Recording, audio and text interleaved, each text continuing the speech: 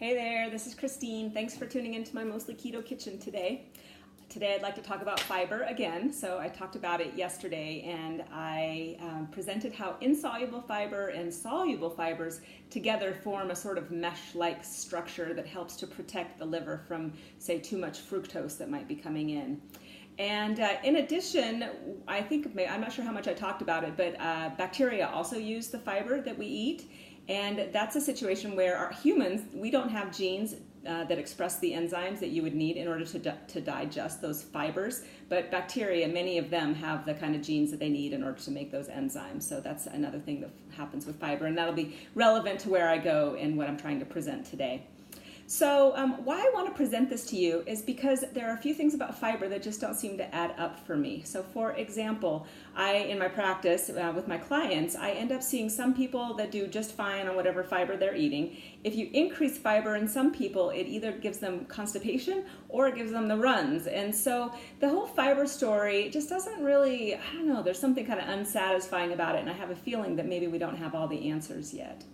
So let's start with the recommendations for fiber. And so these are based on epidemiological studies and probably also even some randomized, I don't know if randomized control trials were used for the recommendations, but the epidemiological studies just showing how, which populations do better on what amounts of fiber. There's a general consensus that maybe around 25 grams of fiber per 2,000 calories consumed. That's about where it's at. But some organizations come out recommending more specific amounts. So for example, the National Academy of Sciences, I think the internal medicine group, they say that it should be more like 38 grams of fiber for men up to age 50, and then, but after that, decrease the amount. So this looks like it's fairly rough, and I think it's fairly rough because the data is not super great out there.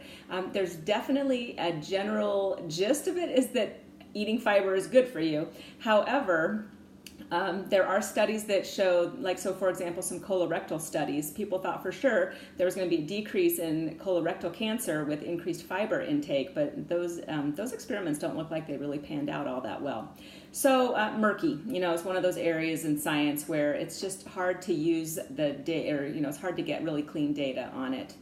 And, and so I think this kind of coincides well then with what I'm seeing, on an individual basis with people. So let's look at some interesting information that might help support the idea that maybe we're much more individual when it comes to fiber. So if we look at Inuits, so Inuits eat mostly fatty meat. So they eat quite a bit of protein and they eat a lot of fat.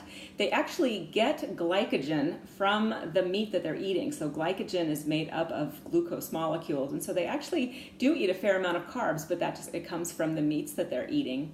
And, and they eat the whole animal. So, maybe parts that they don't, but they eat a lot of parts that probably your standard American is not going to eat. So that's interesting. This other name that I have up here, this is Vilmar Stephenson, and he was an explorer back in the 1920s, and he went and lived with the Inuits, and he didn't really enjoy the food that he had, and instead he started eating the Inuit diet, and he really enjoyed it. So when he came back from his explorations, he said, "Hey, guess what? I feel really great, and I've just been eating all this fatty meat," and people thought he was crazy. And so he and another partner, they checked themselves into New York Bellevue Hospital. I think this was in 1928, and they spent a year there only eating meat.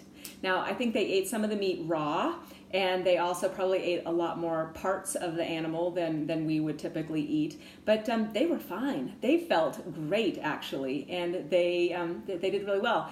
So that is a really interesting piece of information, because I think we've all grown up learning, you have to, you can't just eat meat, right? Because that's what happened to sailors, and that's why they got scurvy, was because they didn't get enough vitamin C. But it ends up, if you're eating much more of the animal, then you're going to be able to get the vitamin C that you need. So pretty interesting stuff there.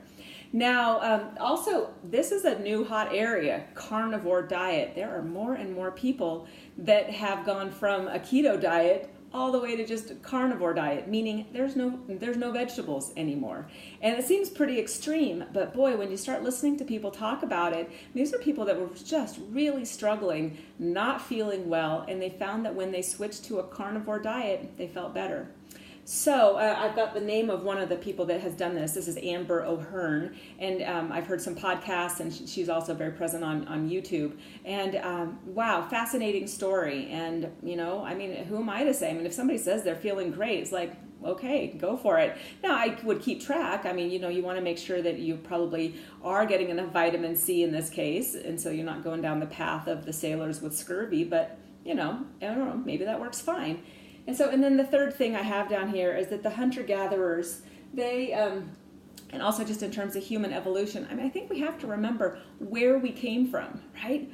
We didn't have the same foods every week. Like there wasn't a grocery store where you got the exact same stuff and you just worked through your wide variety of foods every week. No, feast and famine. Sometimes it was probably just meat for quite a while, or maybe it was just the fatty part of the animal for quite a while, or maybe times get tough and there's no meat and you're just digging up tubers and you're just on carbs for a while. There are a lot of different ways that we had to eat, and so we had to be versatile, and I think we forget that. I mean, we would not have evolved to be these amazing creatures that we are had we not had that ability to be super versatile about the foods we're eating.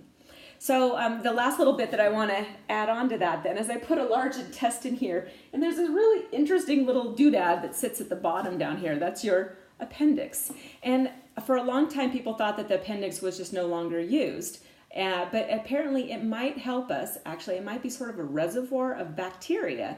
And depending on what's going on in terms of our diet, different bacteria may be coming out of the appendix and into the large intestine to help you digest your food.